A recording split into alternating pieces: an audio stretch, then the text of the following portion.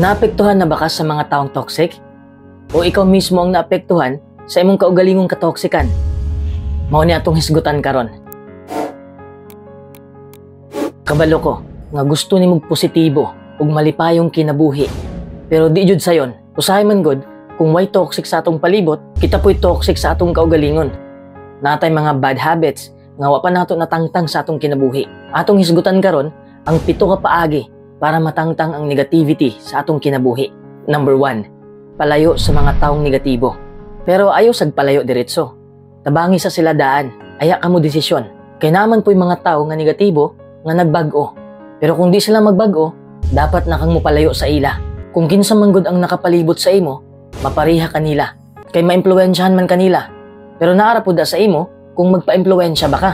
Maglisod kag kabot sa imong pangandoy kay di kanila i-encourage. I-discourage kanila para di madayon imong plano. Ay kahadlok nga mopalayo sa ila. Number 2, pagkat-on og balibad. Dapat maanad ka nga mobalibad usahay. Dapat naa kay boundaries. Nindot man kayo magbinutan. Pero kung manobra na pud imong kabutan, dira na ang laay. Daghan naman ang mag-abusar sa imong kabutan.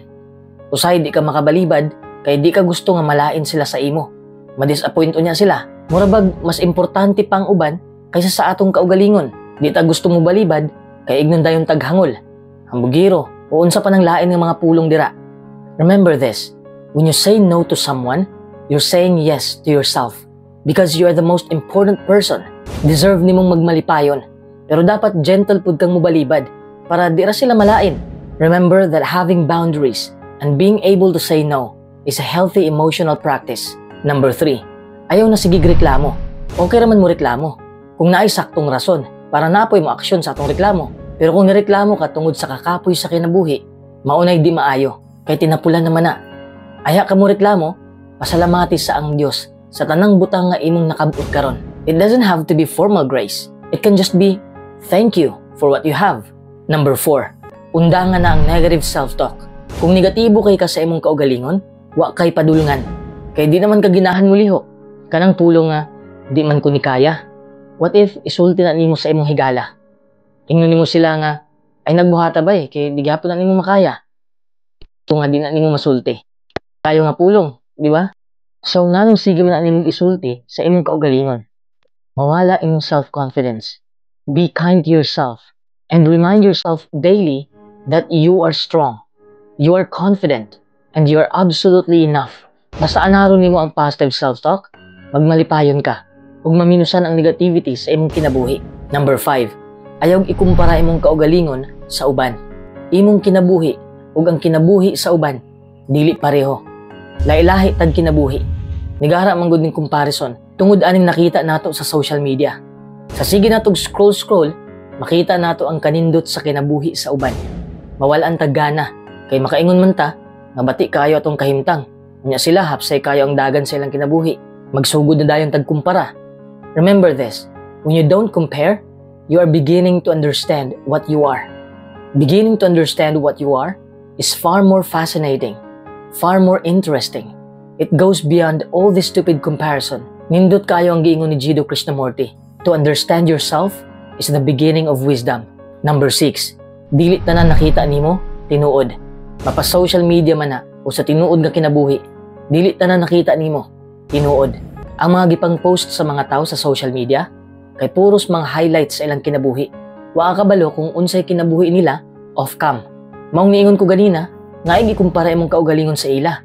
Kay magansi ka, imong nakita mga highlights sa ilang kinabuhi. Unya ikumpara nimo sa bati nimong kahimtang. Pildi nakadaan. Pananglitan, na ay magpartner nga sweet kaayo sa post. Pero inana baka sila sa tinuod nga kinabuhi. Maong mag-negative na ta. Kay moingon naman dayon ta, nga way lami atong kinabuhi. Pero pareho raman tang tanan. Natay mga sayop nga nahimo. Natay saktong nabuhat sa atong kinabuhi. Natay mga down moments. Pareho ratang tanan. Timan ina. Number 7, ayaw palabig dikit sa mga tao. What if mawala sila sa imong kiliran?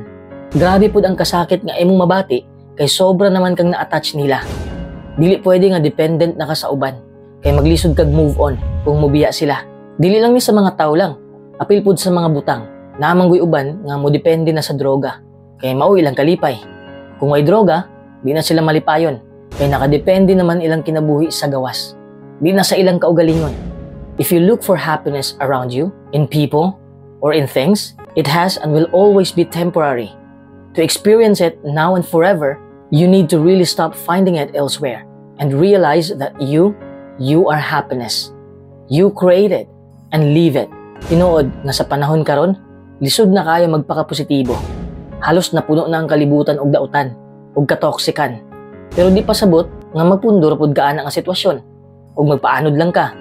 You must learn to see the positive side of everything and everyone, including yourself. Once you focus on positivity, your negativity would automatically come down naturally.